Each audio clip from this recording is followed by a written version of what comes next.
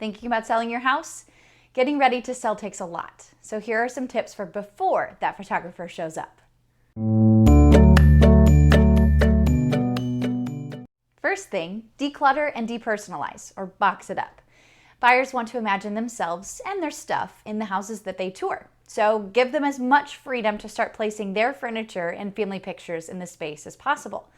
Don't need that extra chair in the living room? Store it. Love showing off your grandkids? Well, pack those up tight so they're ready for their new home. Now, before it's all said and done, you're going to have to pack up your belongings anyway, so go ahead and get a head start.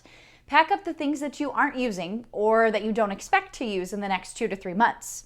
Let's say it's July and you're getting the house ready for the market. Put those Christmas decorations in storage.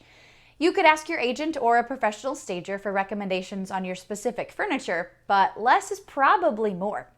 Next, you should use neutral colors. Gray is the new beige. HGTV often sets a buyer's expectations pretty high, but one relatively easy and cheap expectation that you can meet is the paint colors.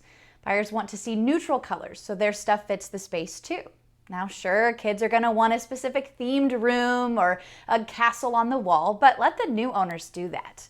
Give them a blank slate to work with. Grays are taking over for beige. Now every manufacturer has their own color of the year, but gray is a great place to start. Add lights to rooms where possible. Use the curtains to let the most natural light into a space as possible. Let buyers see how naturally beautiful your space is. Artificial light is good too. Just be conscious of how much extra furniture you're adding and what kind of light bulbs you're using. Use soft white for traditional living areas like the living room and the bedrooms, and warm white for high activity places like the kitchen and the bathrooms. But most importantly, whichever you choose, be consistent. Don't forget to clean up outside. That old adage about first impressions is absolutely true in today's housing market. Buyers are likely first exposed to your house online, and the first picture they're going to see is the front of the house and its curb appeal, or the lack thereof. Now, Photoshop can do wonders, but you don't want to fool the buyer too much. Spend a little time getting some seasonal flowers and some fresh mulch in your landscaping. Straighten up those stones out front that have always secretly bothered you, but never enough to take the time to fix it. Clean off the siding. Just use a garden hose and a bottle of exterior siding cleaner, and clear away any spider webs. Power wash the driveway and the porch, and maybe a fresh coat of paint on the porch. Even in the winter, buyers are still checking out the outside of the house, so give it a little facelift over a weekend. Remember, this is actually the first thing a buyer is going to see about your house, so make a good impression. Fix the easy stuff now. We've also have that list of, oh, I should do that. Well, take some time and make a list of those things. That handle's loose, that toilet seems to keep running, there's an old hole in the wall from a picture. Well, compile your list and spend an afternoon addressing the issues you can. Remember, it's okay to ask for help. There are lots of handymen and women out there who can come in and address the little things for a much smaller fee than a general contractor.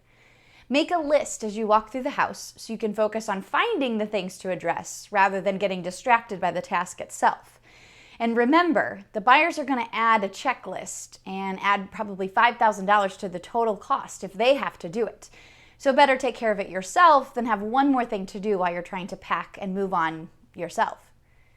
Check the window screens and wipe down the windows. Now, if you're like me, you've probably not cleaned your windows in a long, long time, if ever. Get that trusty bottle of Windex and start cleaning. Wherever possible, wash the inside and the outside of the windows. And while you're at it, go ahead and clean the inside of the window casing too. I bet you haven't noticed how dirty that gets. Now check the window screens for any tears or holes and replace if necessary. Some loans require window screens to be in good working condition for the loan underwriting. So if you can't get them fixed, take them out altogether. If you have a window that has kind of fogged up over time, it might be a broken seal in the window, and it may require replacement, but it could be a simpler fix. Call a window company and ask a contractor to evaluate the issue and provide a solution. Buyers are going to notice that and will probably want it replaced. Cabinets should be light colored and clean. The traditional wood cabinets aren't going anywhere, but the more modern kitchens that many millennials are asking for include colored cabinets. White, gray, two-tone, and sometimes even blue are becoming the new trend. So consider giving your cabinets a makeover with some fresh paint and hardware. Not up for all that painting? a good wipe down and some fresh hardware will actually go a long way. Consider replacing the hardware with stainless steel. Now, pulls seem to be more popular than knobs, but they're both still functional. And interview agents to find a good personality fit. Before you take on any major renovations or projects in the house, it's best to consult with a real estate professional who can provide information about your specific neighborhood and the value of homes around you. Now, some projects may not bring you the money that you expect, so interview agents and find a good personality fit, but more importantly, find someone who knows the market and knows the current buyer expectations.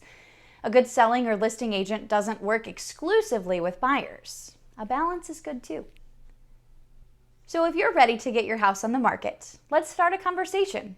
Send me a text, shoot me an email, or even send me some smoke signals. But let's get talking.